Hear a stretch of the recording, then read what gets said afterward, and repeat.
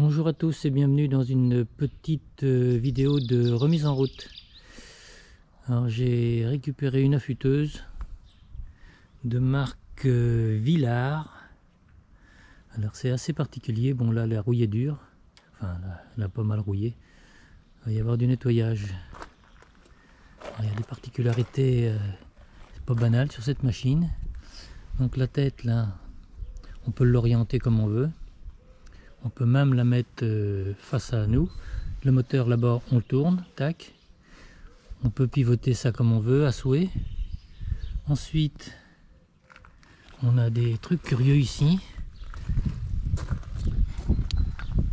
On peut basculer là. Ici, c'est monté sur un fourreau. On peut le descendre comme on veut. Et en plus, ça peut s'orienter. Alors ça, c'est pas banal.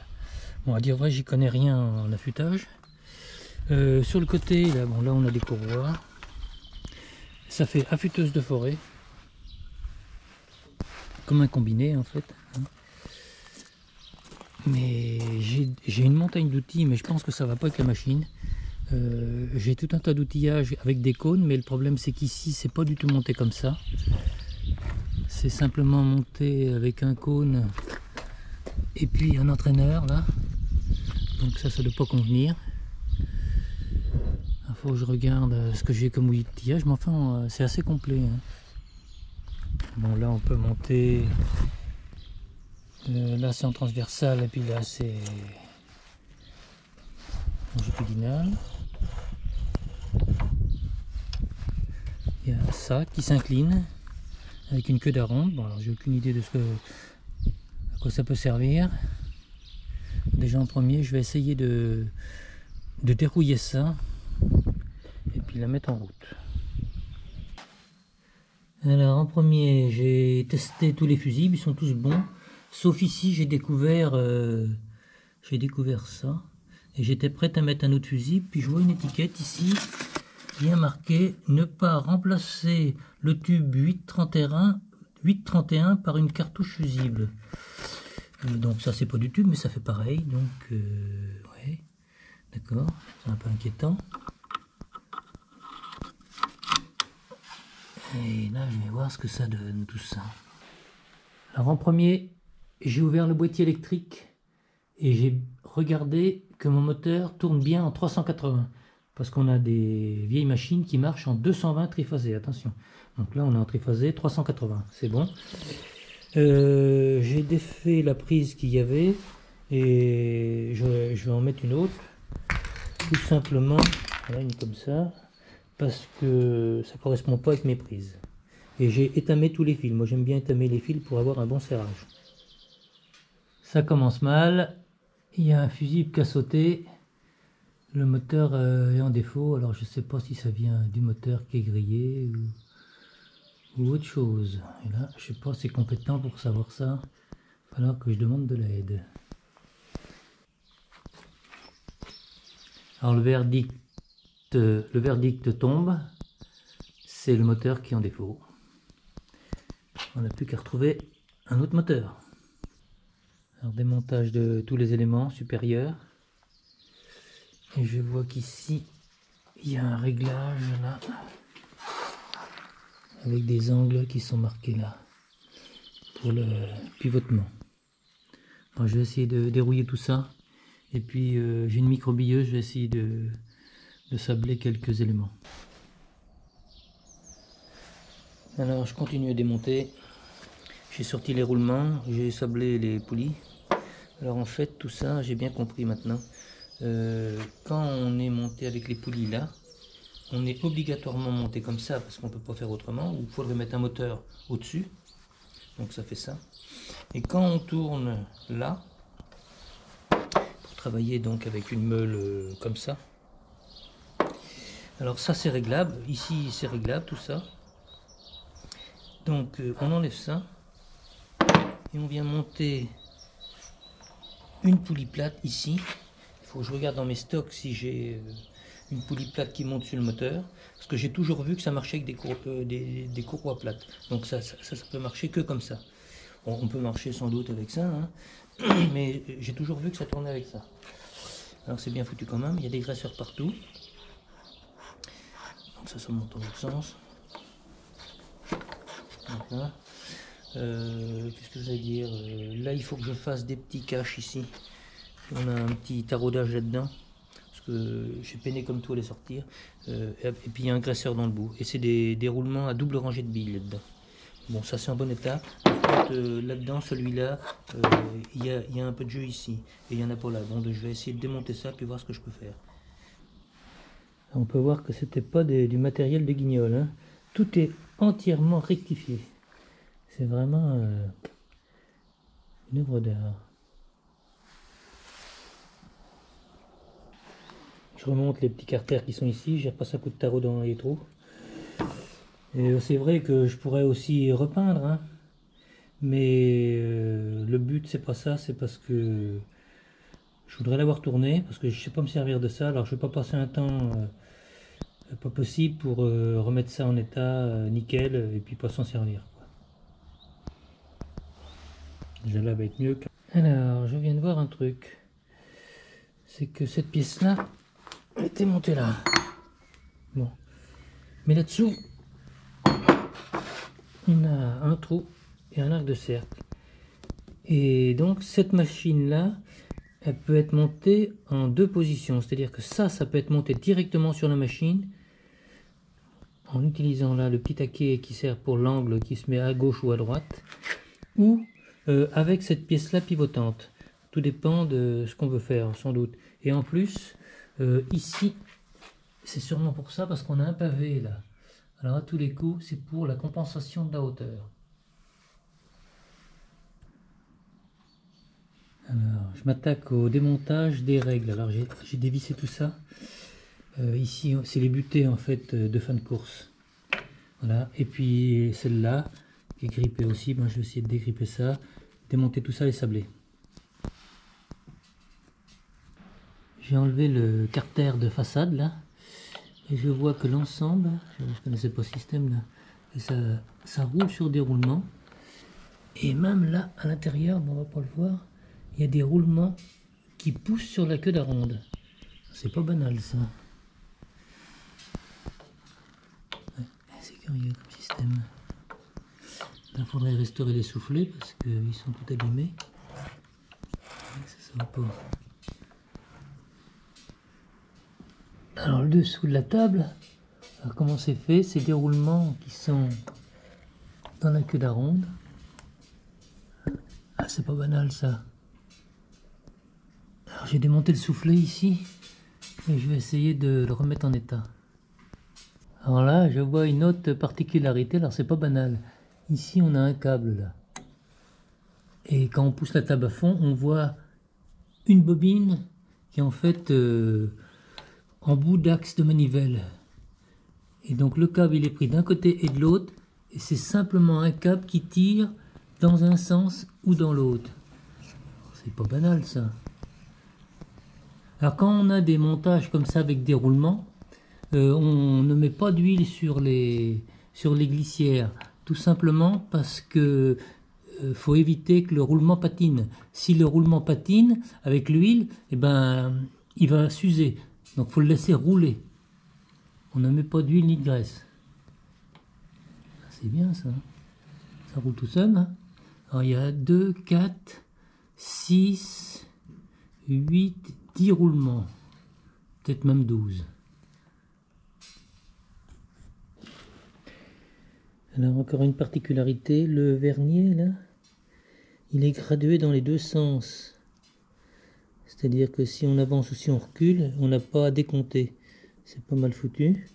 Et puis là j'ai enlevé la manivelle parce qu'elle est cassée, j'essaie de la réparer. C'est débrayable et on peut avancer la table à la main. Et quand on pousse, original.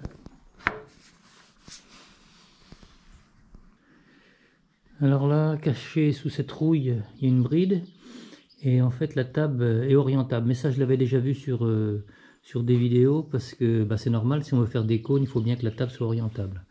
Donc je vais essayer de démonter tout ça. Et puis peut-être enlever la table si j'y arrive. Normalement, on doit pivoter sur un axe, ce qui paraît logique. Je vais essayer de dérouiller tout ça. Puis démonter ces éléments-là.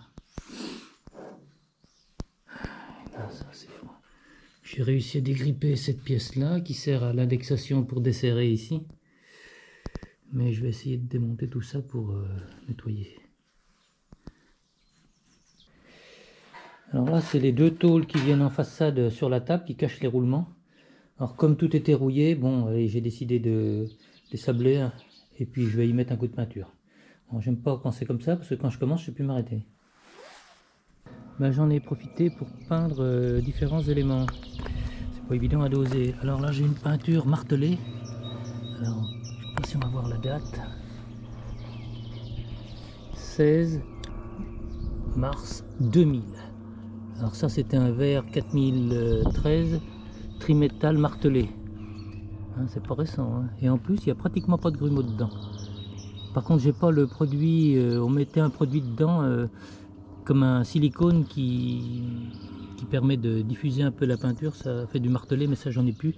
Donc là, on est sur une peinture normale. Mais c'est un séchage rapide. C'est des lacs américaines. C'était des super produits à l'époque. Et il me restait ça en stock. Je suis impressionné par la complexité de cette machine. Donc j'ai démonté le dessus. Et là, pour gagner du poids, ils ont même été allégés les pavés. Alors c'est incroyable. Il y a des gens qui pensent à tout.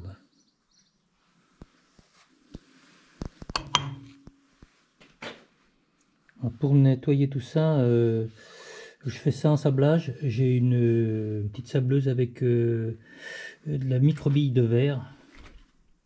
Alors ça, c'est impeccable pour enlever de la petite rouille. Hein. Si on a de la rouille importante, il ne faut pas espérer que ça l'enlève. Et c'est surtout fait pour nettoyer l'aluminium. Mais là, ça donne un super bon résultat. Et ça abîme pas la matière, hein, ça enlève juste la rouille. Et ici, c'était les tirants qui allaient là-dedans. Il y avait des écrou-borgnes qui étaient tout rouillés. Alors plutôt que de les repeindre, j'en ai des neufs, je vais mettre des neufs. Voilà. J'ai enlevé la contrepointe. On voit pas bien, là, il n'y a pas beaucoup de lumière ce matin. Donc là, c'est monté pareil, hein, allégé avec des trous. Et puis là, je découvre le réglage de la table. Ce que je vais essayer de faire, c'est bon, d'enlever le pavé, là ça peut être difficile, et je vais essayer d'enlever la table parce qu'elle doit pivoter, donc elle doit être montée sur un axe central. Essayer de la dérouiller comme il faut.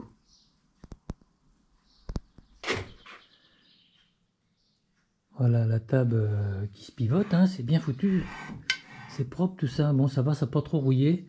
Là, on va mettre un bon coup de pierre, ça va être nickel. Et je vais le défaire le dessus, et puis je vais essayer de peut-être de repeindre ça, et puis de dérouiller, peut-être sabler le dessus, de mettre ça nickel.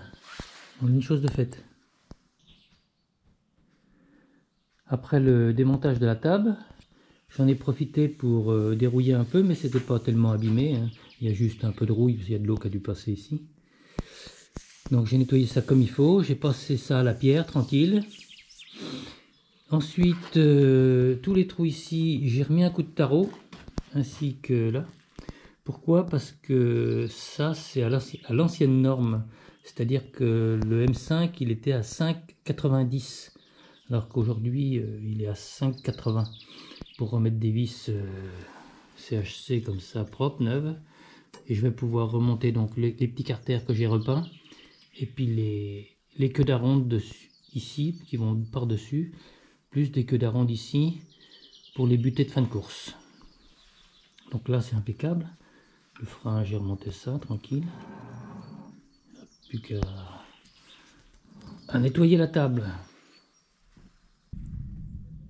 Après avoir décapé la table et je l'ai sablé, j'ai mis un coup de peinture que j'avais là, de la peinture martelée américaine. Ça fait 20 ans que j'ai ça. Bon là je les passe au pinceau, hein, je ne vais pas m'embêter avec ça. Ensuite j'ai passé une pierre là-dessus parce que là il y a beaucoup de petits coups. Bon, ceci dit, ici toute cette zone là ça sert à rien, hein.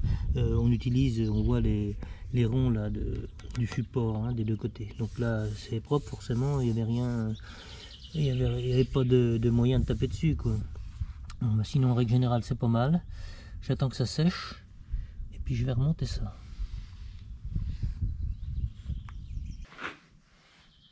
Alors en face avant, j'ai remonté la plaque là qui cache les roulements.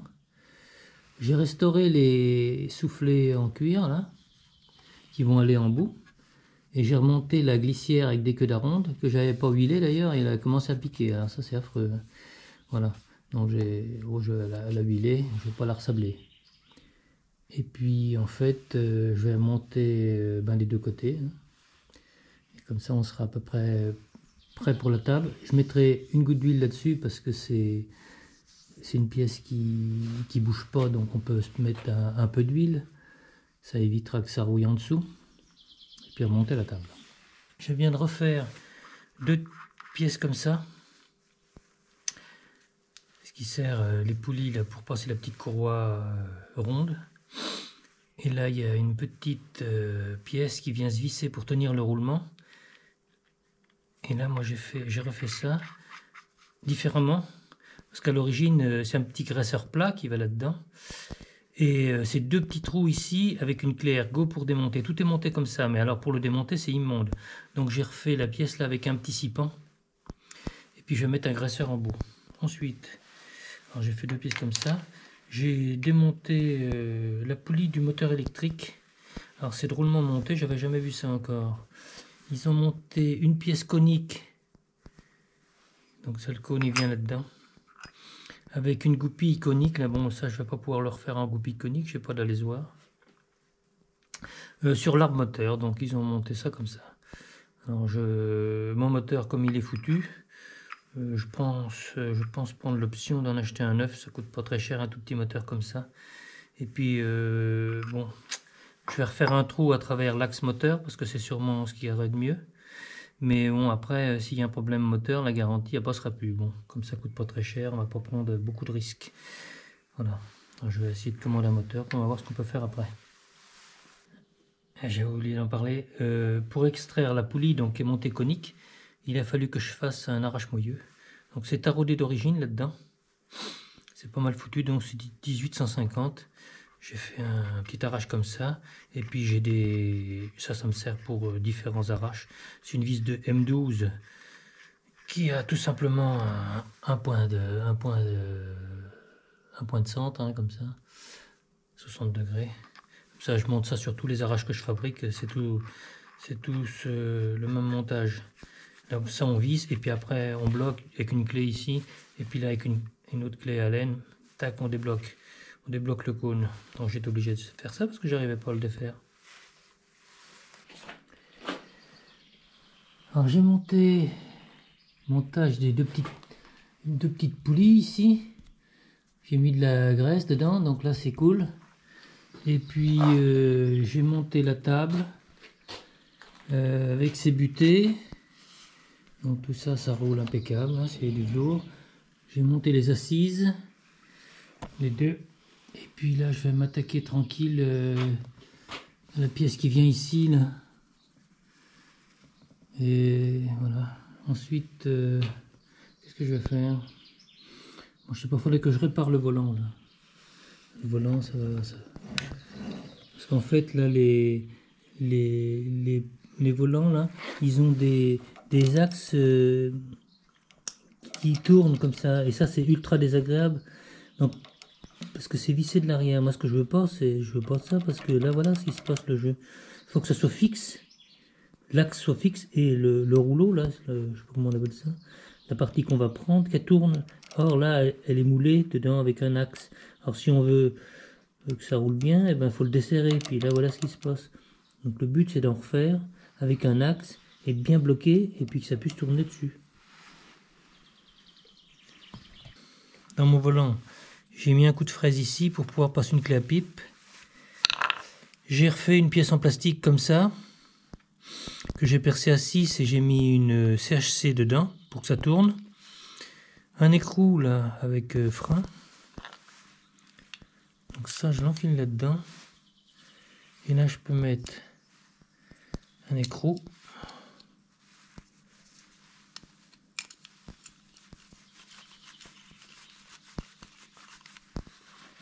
vais bloquer énergiquement. Et là, ça va être le top de top. Ah bah oui, nickel. Voilà, bon elle est pas belle, ma poulie elle est un peu cassée, mais je vais pas la changer. J'ai pas le bouchon ici, mais tant pis, ça fait rien. Je vais mettre les 3 vis et puis essayer ça sur la machine. Là, c'est que du bonheur. Alors la manivelle elle tourne pas bien rond, elle a dû recevoir un coup, sûrement le fait qu'elle était cassée. Mais bon, ça c'est pas très important. Ce qui compte, c'est que ça soit agréable à la main. Bah oui, là c'est du bonheur. Donc, je m'attaque aux autres là maintenant. Voici donc la machine tournante. J'arrive assez bien à affûter les fraises en bout. Mais par contre, pour les lisses, là, ça pose un problème. Alors j'ai eu une idée qui peut-être fonctionnera. Je vais essayer de mettre ça en application. Sur ce, on va se quitter. Bon courage à tous et à bientôt.